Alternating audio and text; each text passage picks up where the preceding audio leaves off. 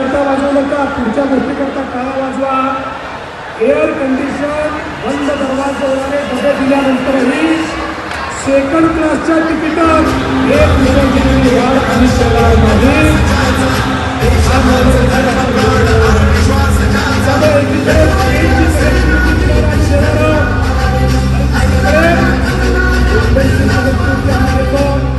तुम्हाला माहिती आहे आता 15 वर्षांची कामगिरी या ठिकाणी जवळपास पूर्ण होते.